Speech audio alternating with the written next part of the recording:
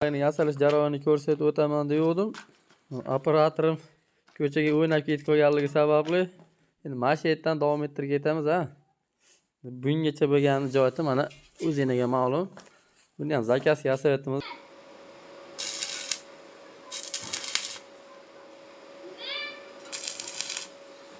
Mana mashina qilib sekin bitirib, xudo xolisa hozir bolalar xursand qilamiz. Mana shu bitmagan holatda ham to'rttasini chaqirib turib ko'rib o'tasizlar. Mana bitirib oldik, mana to'rtta bola xursand. Buni endi hozir ikkitadan 8 ta bola o'tirib uchaveradigan qilib yasab bitiramiz, xudo xolisa. Bolalar xursandchilik qilib bo'lishdi.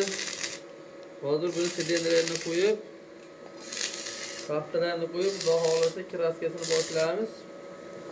Inshaalloh bitish jarayonini ko'rib olasizlar. Bundan da qiziqarli ma'lumotlarga ega bo'lish uchun kanalimizga obuna bo'ling. Assalomu alaykum qadrli kuzatuvchilar. Mana yer chaqpaligimizni ham bitirib oldik, kraskadan chiqarib oldik. Kimga qiziq biz telefon orqali aloqaga chiqarasizlar. Manzilimiz Namangan viloyati Chortoq tomonidan bo'lyapti. Xo'sh, telefon nomerlarini qoldirib o'tamiz video pastiga. Stenalari yuk ko'taradigan, asosiy yuk ko'taradigan stenasi profillarimiz mana ular 2 birdan bo'lgan. Har bitta sidenada 2 tadan bola o'tirib bemalol uchadi. 4 ta sidenaga demak 2 tadan 8 ta bola sig'adi.